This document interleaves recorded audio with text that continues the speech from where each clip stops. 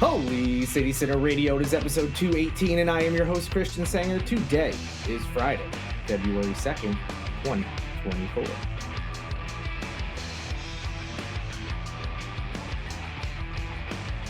Happy Groundhog's Day. Groundhog Day? Just one, right? Just a groundhog. I have no idea what Punxsutawney Phil saw today as this episode is recorded the day before, so hopefully it's the no shadow scenario, and we're going to have our normal weather, nice warm weather, nice and early this year. I guess we've already kind of been having it here in late January and now into February, but let's no shadow, no winter. We don't want that. So hopefully it went well today. Yeah, obviously you would know by the time you listen to this. So I'm in the dark here on Thursday when I'm recording. In any event, also want to say that, actually, we're in February. January, gone. Crazy. Time's moving fast. February, of course, is Black History Month. So if you're interested in learning more, I'll be sharing things on social media, stories, posts, so you can see that and hopefully have some stories, for my site alone, not just sharing other outlets. So hopefully we'll, have some opportunities to get some, content on my site that I'm working on instead of just sharing other people's work. So yes, happy Black History Month as well. And what I was going to say, sorry, there was no Wednesday episode this week. Just got wild and crazy as far as work, had so much going on. So I apologize and just had to ultimately skip the second episode this week, but glad to be here on your Friday. In addition to, all this work I've had to do, so much, it just seemed like everybody loaded up this week for whatever reason. Not too much went on this week. I was just busy doing that mostly. Did go get my hair cut. So shout out to my friend Lynn, who is at Hallison Barber, which is in Mount Pleasant. Highly recommend her if you're looking for a cut. She also offers other services, beard trims, and so on and so forth.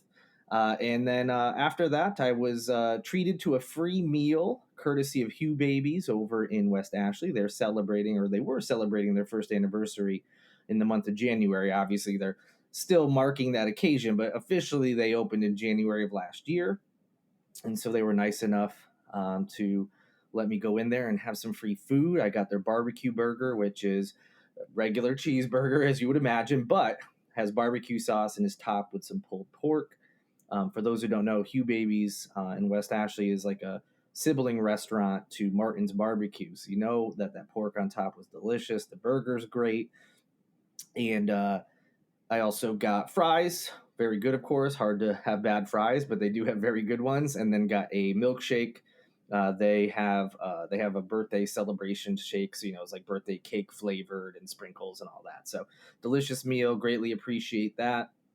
I've eaten there before, so I was happy to take them up on their offer of some free grub.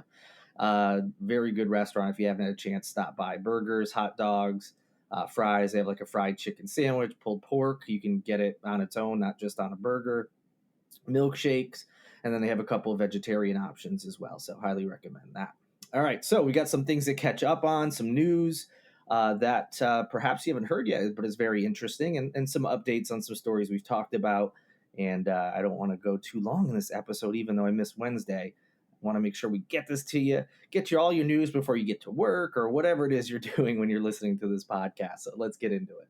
Amelia Earhart, I'm sure you're all familiar with her story, at least a little bit. She disappeared over 8 decades ago while flying one of her, I think it was supposed to be a flight around the world, if I remember correctly, but whatever this journey was that she was on, she disappeared. Her plane has never been found. No one's ever heard from her or the gentleman that was with her on this flight. But someone in Charleston, a gentleman by the name of Tony Romeo, which, great name, and he probably should be doing something else with a name like that. I don't know if it should be a celebrity, dating coach, I don't know. But in any event, Tony Romeo, who is from Charleston, believes that he may have found her plane at the bottom of the Pacific Ocean. Now, Romeo himself is a pilot. He comes from an aviation family and has always been fascinated by Amelia Earhart's story, as many people are. And you know how these mysteries are when they just continue on for decades and decades. It just feels like that mystery builds and builds. And you would think with advances in technology or whatever it may be, we could solve some of these mysteries, and perhaps this one is solved. Of course, we're not quite there yet, but he is feeling pretty optimistic about it. So in September of 2023, he went along with his crew to start a 3-month expedition through the Pacific Ocean, specifically looking for Amelia Earhart's plane. On the ship with them was what's called an autonomous underwater vehicle, or AUV. Basically, it kind of scans. It can go only a certain level into the ocean. This isn't like this thing couldn't travel super deep into the ocean, but it gets a little bit down and then can scan the bottom of the ocean and will send up images. So they're not super clear, so you don't always know for sure what you're looking at. But while they were working with this underwater vehicle, the team captured a sonar image of about 100 miles away from Howland Island, which is the last verified known place that the duo was known to be at. So there's a lot of speculation that they crashed after leaving there, obviously, to wherever their next destination was. And so they were searching around that area, and about 100 miles away from that island, they had a sonar image of something that does resemble a plane, but again, it's a little grainy. It's not like a color photograph. It's a sonar image, so who knows? He even said in this story, it's actually been picked up by a lot of outlets, but the original one was on ABC News 4. He even said, hey, maybe not. Could be a rock formation, could be something else, but it resembles a plane, and it resembles even the type of plane that she flew. So we'll see.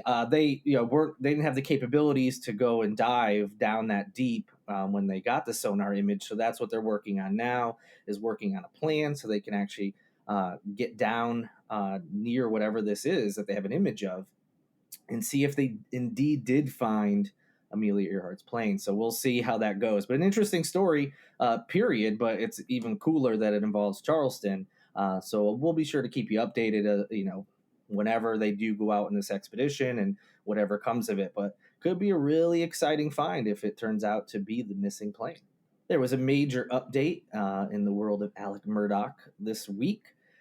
As you may remember, he and his legal team were back in court hoping to get a retrial on his murder conviction, actually double murder conviction.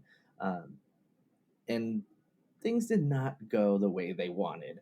Former South Carolina Chief Justice Jean Toll denied Murdaugh's motion for a retrial. This happened on Monday. Of course, I'm sure you remember, the double homicide was his wife Maggie and his son Paul that he was convicted of last year. Judge Toll heard testimony about potential jury tampering and ultimately decided that Murdaugh should not get a new trial. After the judge's ruling, Murdaugh's defense team, though, held a press conference, and they made a pretty interesting statement where they said that they're going to announce and release some new information about who they claim is responsible for the murder. So, just when you're like, all right, big news, no retrial, his defense team comes out with that bombshell that they are supposedly going to release some sort of information that points to who they say is actually responsible for the murders. That's all they said at the time. They did not give a timeline when they will be making that announcement and releasing that info, but we'll see what goes on there. I mean, you just knew that this thing's going nowhere for a long, long time. So despite not getting the retrial they hope for, they still claim that they are going to get this thing overturned or retrial or something in some fashion. They're working on it. We'll see what ultimately comes of that. But back to what we do know happened. 11 jurors from Murdaugh's original murder trial and the Colleton County Clerk of Court, Becky Hill, appeared in front of Justice Toll to answer questions about alleged jury tampering.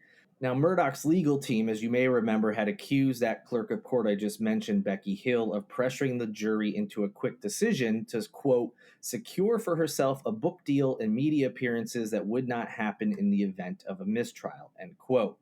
Hill has denied the allegations, but has found herself in hot water otherwise because she admitted to plagiarizing part of her book about the trial, which that ultimately led to the book being pulled off shelves. You may remember that story as well. So the jurors And Becky Hill appeared in front of the judge, answered questions. The judge ultimately decided there was no grounds to, any of these jury tampering allegations, and there will be no retrial for Alec Murdaugh.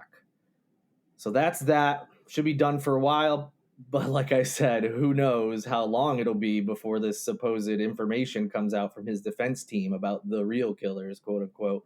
But I'll be sure to update you on that as well.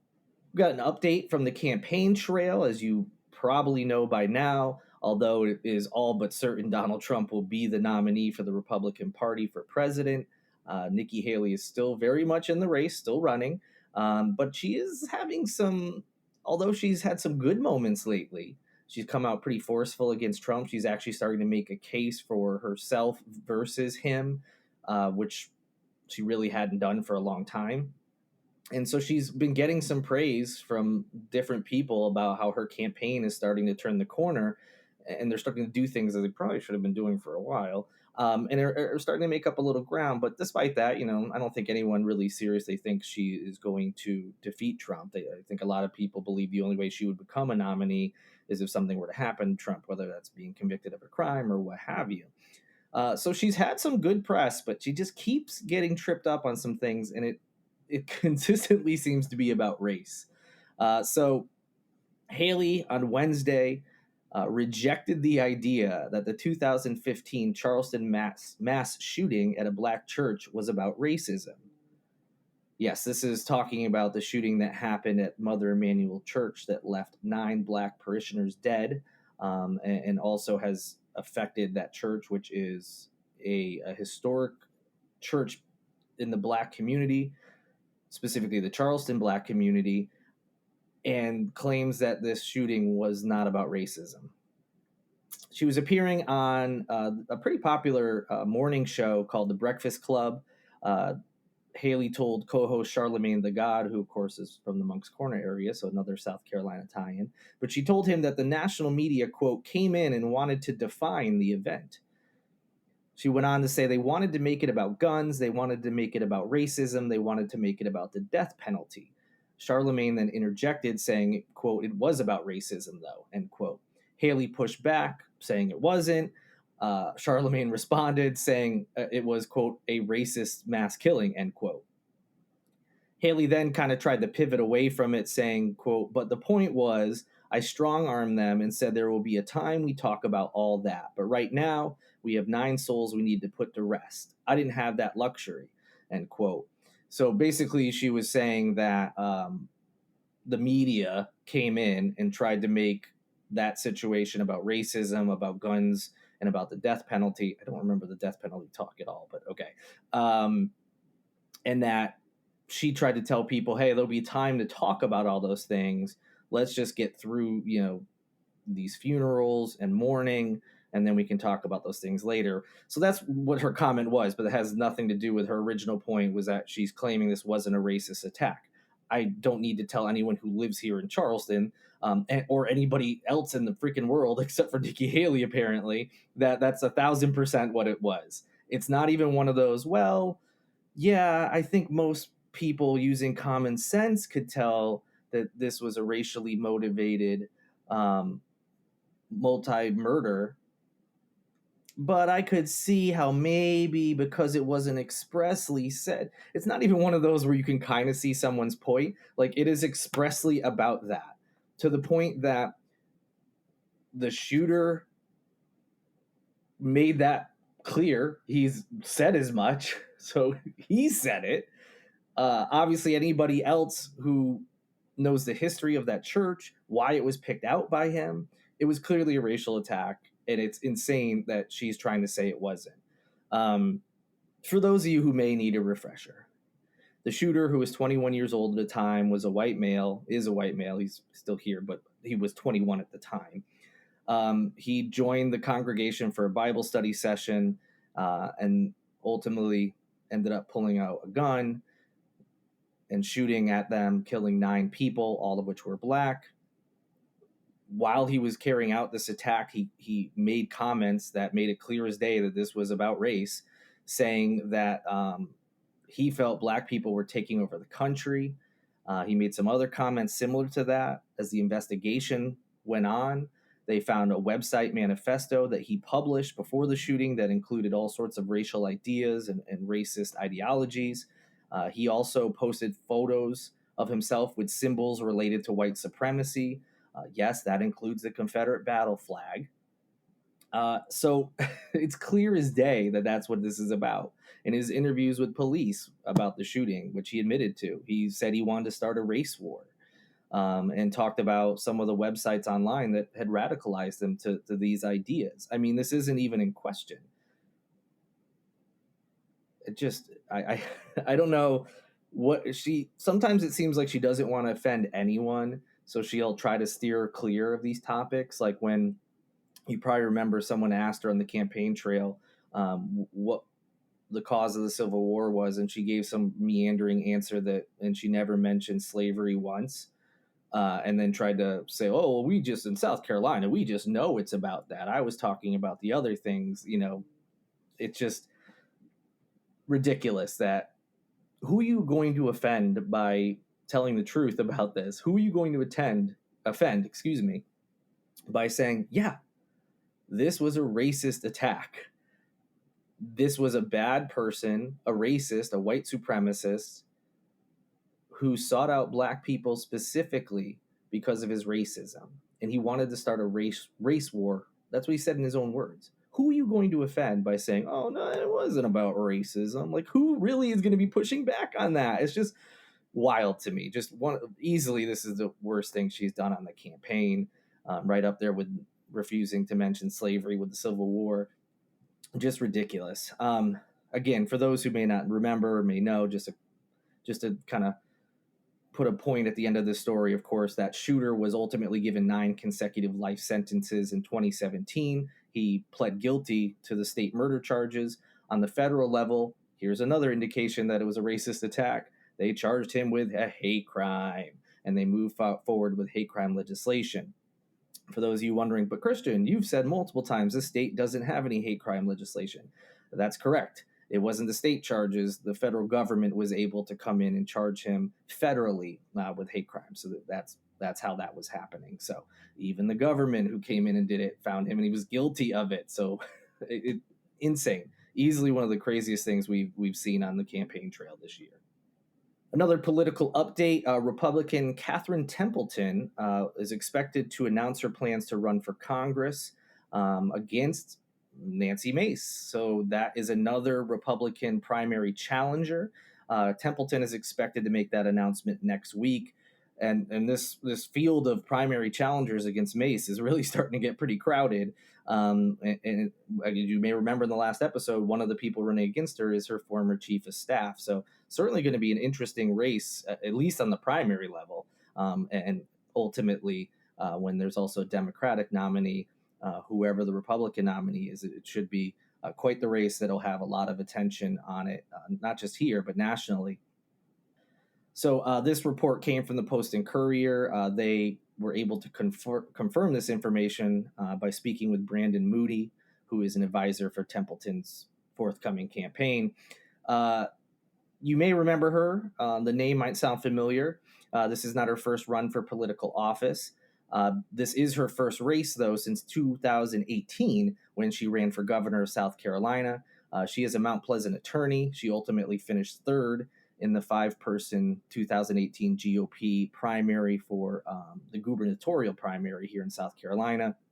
Of course, that was won by incumbent Henry McMaster. And then second place was an upstate businessman by the name of George Warren. So that's why you may have heard her name before. She's also had her hands in some other races, I believe. But that's her most recent one, was 2018. Before that, she also spent about a year running the South Carolina Department of Labor, Licensing, and Regulation under then-Governor Nikki Haley, who we were just talking about. And then she went on to become director at the State Department of Health and Environmental Control. So another Republican throwing their hat in District 1 race. It's going to be interesting. And another update from a story we talked about. House lawmakers have advanced a pair of bills that would limit minors' ability to access pornographic websites and social media platforms. This, of course, is coming a bit right after, this advance before on the national level. You may have seen in the news some of the top brass in social media companies, guys like Mark Zuckerberg with Meta, which is Facebook's company, their official like parent company name, were on Capitol Hill testifying about the dangers of social media, what they're doing to try to alleviate that issue and things. So this is a big story nationally, but here in the Palmetto State, these bills are moving forward regardless of what's going on nationally. The bills both advanced with just one vote in opposition, and it would ultimately require any purveyor of pornography online and anyone who's running social media sites would have to make what are called good faith efforts to verify the ages of their users. So for pornography sites, site operators would have to perform what South Carolina legislators called reasonable age verification methods to verify the age of an individual attempting to access this pornographic material. Some of these acceptable methods, according to the bill, would be things like the use of a digitized identification card to verification through an independent third-party age verification service. And these websites would then also be required to delete all that information that they have on file after it's been verified. So if you were trying to access a pornographic site, or if there's some kind of age verification for social media sites, whatever information you provide, once it's approved and like, yep, this is a legit ID, you are the person that you're claiming to be, they've got to delete that data, which is a good thing. Of course, it's never good to have your data stored anywhere. If you're like putting your driver's license on, online somewhere. Now, social media companies, it'd be a little bit different. They basically be mandated to require users under the age of 18 to obtain consent from a parent or a legal guardian before allowing them to create an account. How exactly that would all go down is still being worked out. But yes, the bills have advanced, so there could definitely be some changes to these amendments. They're going to debate and vote on this, and then, of course, if it passes the House, ultimately it would go to the Senate and then to Governor McMaster. So it's still a ways to go on this, and details could change, but the bills are advancing, and so that is the latest update on those. That'll do it for this edition of Holy City Sinner Radio. I hope you enjoyed it. I hope you had a great week. I am now just realizing that I may not have changed an important setting before recording, which I've done before, so this sound quality may not be good. If I did remember, this is a moot point. So I hope it wasn't too bad for you, because I'm pretty sure I didn't change the setting I needed to. My apologies. But I hope you had a great week. I hope you have an amazing weekend. If you want to support the podcast, you know the things you need to do. I want to thank Lindsay Marie Collins with LMC Sound System for producing this and every episode of Holy City Center Radio, and Tyler Boone, whose music you hear in each and every show as well. Can't wait to talk to you on Monday. I'm hopeful that things will slow down here and we'll be back on track. No missed episodes next week. Let's hope. But regardless, I can't wait to talk to you again. But until that time, good night and good luck.